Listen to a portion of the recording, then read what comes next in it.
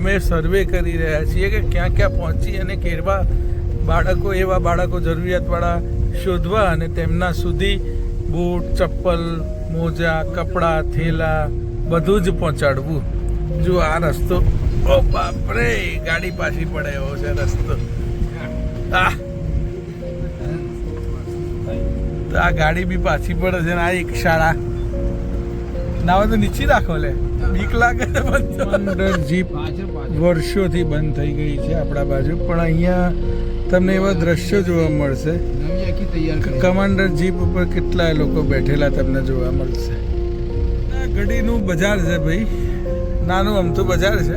બે બાજુ એ બજારમાં બહુ સમય પછી 50 કિલોમીટર પછી બજાર જોયું. આ ગુજરાતનું બોર્ડરનું કામ છે સાહેબ એવું કહે છે. અને આ નાની નાની સિંગલ દુકાનો છે, લોકો ખરીદી કરવા આવે. તાલુકા પ્લેસ નહીં ના, ઓકે,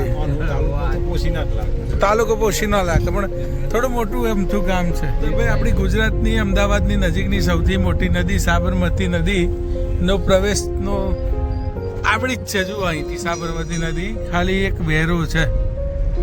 આટલું મોટો પટ ચાલુ થાય. આ સાબરમતી નદી હવે આવશે. બધા આવડું છે સાબરમતી નદી, અને પછી જુઓ આ સાબરમતી નદી. તો સાબરમતી નદીના આ પાછળનો ભાગ રાજસ્થાન કહેવાય, અને આ આગળ આવે ગુજરાત. પેલું ગુજરાત હતું તો પાછળ વાળો ભાગ ગુજરાત હતો, પાછળ રાજસ્થાનમાં પ્રવેશ કર્યો છે. આ કેટલો ભાગ ચાલશે? રાજસ્થાન જ ચાલશે. રાજસ્થાન આ ઉદયપુર જિલ્લાનું તાલુકા પ્લેસ એટલે કે કોટડા છાવણી તાલુકા પ્લેસ. આ એની કોટડાની માધ્યમિક શાળા. એટલે ગુજરાતમાં ફરીએ છીએ કે ઘડીમાં રાજસ્થાન આવી જાય છે, ઘડીમાં ગુજરાત આવી જાય છે. અને પેલું સીન બતાવું તમને, જો આ બાજુ કેવા સીન. કમાન્ડર જીપ, જુઓ તો ખરા ભાઈ. અરે યાર,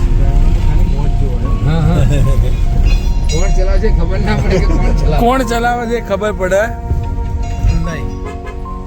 તો આવા જીપોના સીન જબરા જોવા મળે.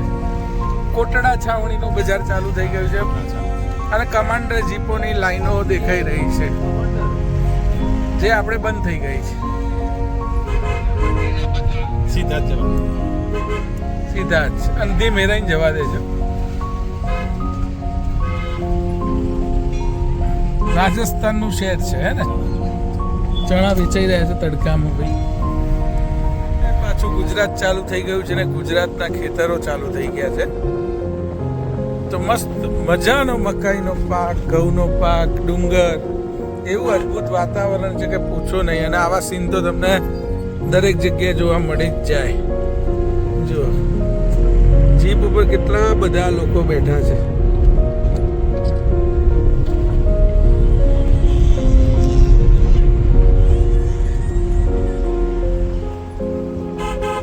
ડુંગરો વચ્ચે શાળા, પોશીના તાલુકો. અને કઈ શાળા સાહેબ?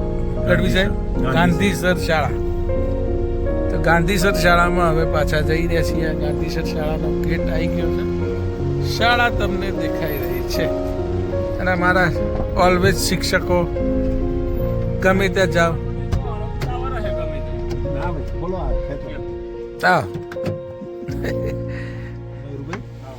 ગાંધીસર પ્રાથમિક શાળા, તાલુકો પોશીના, જિલ્લો સાબરકાંઠા.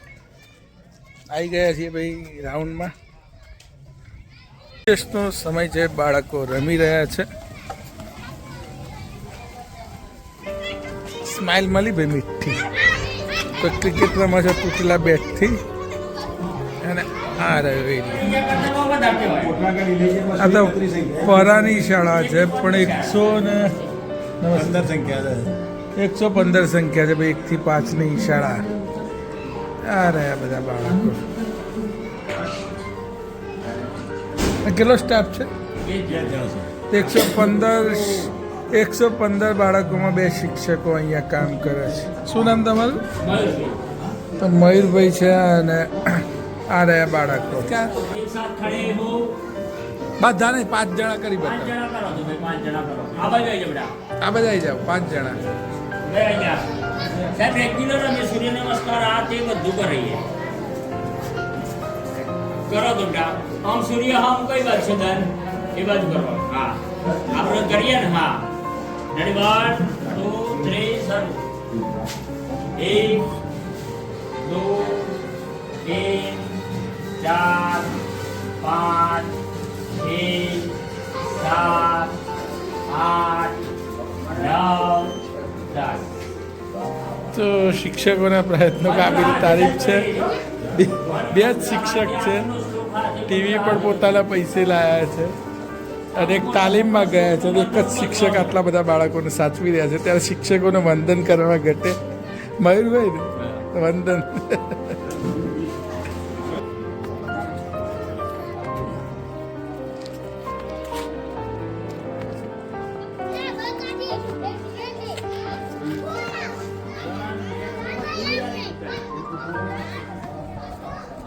કેસ તો જુઓ ભાઈ, સતત કેસ ચાલુ છે.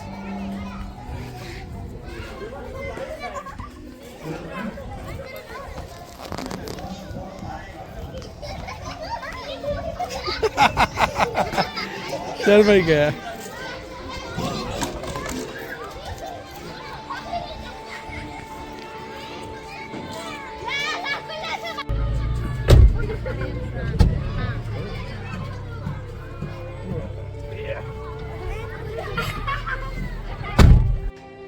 દિલવાડા પોશીનાની પહેલી એવી શાળા કે જે એટલી બધી સુંદર છે. એના વર્ગોમાં એની દિવાલો બોલે છે, દિવાલો તો શું એની છત પણ બોલે છે. એટલું બધું શિક્ષકો બેટર કામ કરી રહ્યા છે આ વિસ્તારમાં, અને આ ખાસ કરીને પોશીનામાં બહુ જબરજસ્ત શાળા યાર. ત્યાંના બાળકો એટલા સ્માર્ટ છે, બધી વ્યવસ્થા છે, પણ અહીંયા પાણીની જ સમસ્યા છે. તો ઘરમાં જંકશનને કહીશું કે ભાઈ અહીંયા બોરની વ્યવસ્થા કરી. બાકી શાળા તો અફલાતુન છે. મધ્યાહન ભોજનનો શેડ, આ એક પાકી બિલ્ડિંગ છે, એની પાછળ પાકી બિલ્ડિંગ છે. રૂમો તો બહુ સારા છે, બહુ સારા. દિવાલો બોલે છે, શું છત પણ બોલે છે.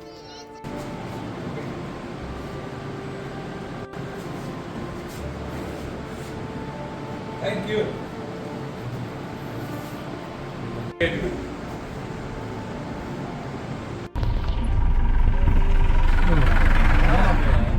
આખું પોશીના ફરી રહ્યા પછી પોશીના તાલુકાની શરૂઆત થઈ ગઈ છે ને તાલુકા પ્લેસ છે.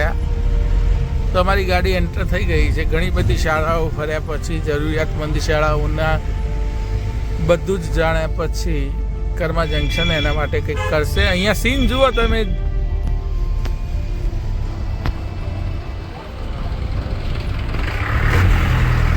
આવી જીપો ભરી ભરીને આવે ભાઈ. આ હા હા ઘાસ ને બધું. કમાન્ડર જીપો અહીંયા બોર્ડરના કમાન્ડરો હોય એવું જ પ્રતીત થઈ રહ્યું છે. આ દરબારગઢ છે એમ ને? દરબારગઢ પોશીનાનો દરબારગઢ રાજા એ વખતનો હે ને? અત્યારે યાદ છે એમનો વંશ આવે. ઓકે. અને હેરિટેજ સેન્ટર અહીંયા ફોરેનર્સ બહુ આવે છે. પોશીના અહીંયા ફોરેનર્સ આવે છે. અહીંયા મુલાકાત લેવા દરબારગઢ. આપણે આ બાજુ ટેમ્પો જાય બાજુ, ટેમ્પો જાય બાજુ ભાઈ. આ પોશીનાનો ડુંગરાળ એરિયા છે જ્યાં બહુ બધી વિકટ સમસ્યાઓ છે. સરકારશ્રીની પણ અમુક મર્યાદાઓ હોય. બધે સરકારશ્રી પહોંચી ના શકે તો પણ પાણીની નલ સે જલ યોજનાની પાઇપલાઇન છે, શાળાઓ છે, રસ્તાઓ છે, બધી જે પ્રાથમિક જરૂરિયાત છે એ તો છે જ સરકારશ્રી દ્વારા. પરંતુ જાગૃત વાલીઓના અભાવે બાળકોને કપડાં, ચંપલ, બૂટ, મોજા સરકારશ્રી શિષ્યવૃત્તિ આપે તો પણ શું કામની? કારણ કે બેંક એકાઉન્ટમાં પડે તો વાલી વાપરી ખાય. તો બાળકો ડ્રેસ કોડથી પણ વંચિત રહે, ચપ્પલથી પણ વંચિત રહે. સરકારશ્રીની મધ્યાહન ભોજન યોજના એક આશીર્વાદ સમાજ છે, જેના કારણે બાળકો બપોરે ખાઈ પણ શકે છે. એક સુંદર મજાનું તળાવ છે અને આવા સુંદર મજાના સીન આવે છે. આપણે પૈસાવાળા લોકો છીએ એટલે આવા સીન આપણને ગમતા હોય, પણ જે અહીંયા સ્થાનિક પરિસ્થિતિ પ્રમાણે જે લોકો રહેતા હશે એ હાડમારીઓથી એમનું જીવન ભરેલું છે. આવા પાતળા રસ્તા ઉપર, ઢાળ ધોળાવાળા રસ્તા ઉપર સતત ગાડી અમારી આગળ વધી રહી છે અને અમે સર્વે કરી રહ્યા છીએ કે ક્યાં ક્યાં પહોંચી અને કેવા બાળકો, એવા બાળકો જરૂરિયાતવાળા શોધવા અને તેમના સુધી બૂટ, ચપ્પલ, મોજા, કપડાં, થેલા બધું જ પહોંચાડવું. જો આ રસ્તો, ઓ બાપરે, ગાડી પાછી પડે એવો છે રસ્તો. તો આ ગાડી બી પાછી પડે છે ને આ એક શાળા ના હોય તો નીચે રાખો લે બીક લાગે છે બધો તો ભાઈ ટેકરા ઉપર શાળા આવી ગઈ નાની સોનગઢ શાળા ભાઈ ડુંગરોની વચ્ચે શાળા એક તળાવ છે પેલી બાજુ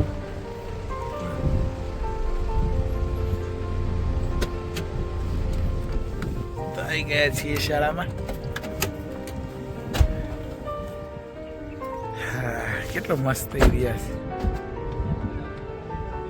અરે વાહ સાહેબ મજા છે યાર તમારે તો અહીંયા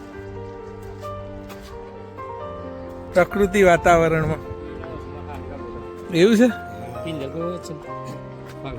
એવું છે સરસ છે છા આયા છે આજે એવું છે ને સરસ લો ઓશીના વિસ્તારની અમુક શાળાઓમાં અમે ફરી રહ્યા છીએ આ કેવડો મોટો ઢાર છે આ ઢાર ઉતરી ચડીને અમે ગાડી લઈને ઉપર આવ્યા અને કર્મા જંકશનને મેં વાત કરી હતી ભાઈ પ્રશાંતભાઈને વાત કરી હતી કે ભાઈ પોશીના વિસ્તારમાં ખાસ જરૂરિયાતવાળા બાળકો છે તો એવા બાળકો સુધી દાન પહોંચે એ જરૂરી છે તો કર્મા જંકશનના કરતા હતા આપણા ગુજરાતના હનીફભાઈને લઈ અને હું ફરું છું તો ખરેખર મેં વિસ્તાર જોયો તો બહુ બધી તકલીફો અહીંયા છે બાળકોના પગમાં ચંપલ નથી ગણવેશ નથી બાળકોને જે પ્રાથમિક જરૂરિયાતો છે બેગ એ બધું છે નહીં એટલે ભાઈ આ સર્વે કર્યા પછી એક ફાયદો એ થશે કે આવા હજારો બાળકોને લાભ મળવાનો છે અને આગળ ચિંધ્યાનું પુણ્ય મળવાનું છે આ જે શાળા છે ડુંગરોની વચ્ચે છે ને પાછળ સુંદર મજાનું તળાવ છે શાળાનું નામ ભૂલી ગયો પણ 18 ઉતરી ગયો છું તળાવ બતાવું તમને બહુ સરસ મજાનું તળાવ છે બોટિંગ પણ થાય છે એટલે અહીંયા માછલી ઉદ્યોગ છે એવું કહેવાય છે તો ઠંડો પવન આવે છે એકદમ મસ્ત મજાનો અને અરે તળાવ ભાઈ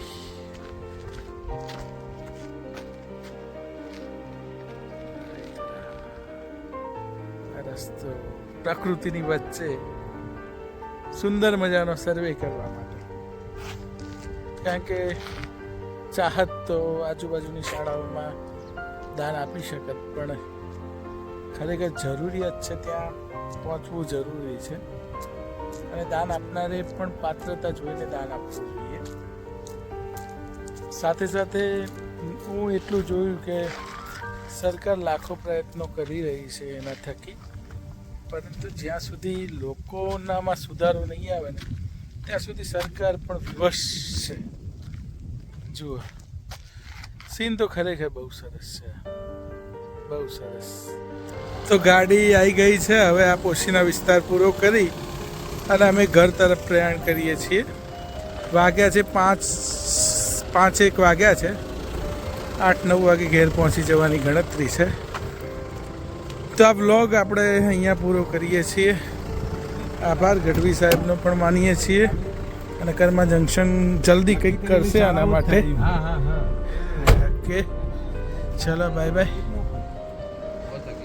સવારે 7:30 નીકળ્યા હતા સલાલથી આગળ દર્શન હોટલ છે ત્યાં પહોંચ્યા છીએ હવે જમી લઈએ છીએ અને લગભગ 7:30 થયા છે એટલે 8:30 પોણા 9 અને હનીફભાઈ 9:30 પોણા 10 ઘેર પહોંચશે સવારે 7 વાગે શરૂ થયેલી અમારી સફર જે જરૂરિયાતમંદ બાળકો સુધી પહોંચવાની એ લગભગ સવારે 7 થી 9 એટલે 12-14 કલાકનો અમારો સફર રહ્યો એમાં અમે ઘણું બધું જોયું અને ઘણા બધા બાળકો સુધી પહોંચી શક્યા છીએ અને આગામી સમયમાં એ પ્રોજેક્ટ બનશે કયા બાળકોને કેવી જરૂરિયાત છે અને એ અમેરિકામાં મૂકવામાં આવશે અને ત્યાંથી જલ્દીમાં જલ્દી એ પાસ થઈ અને બાળકોને લાભ મળશે તો ચાલો એટલે સુધી આ બાળકોને લાભ મળે એના સમાચાર પણ હું તમને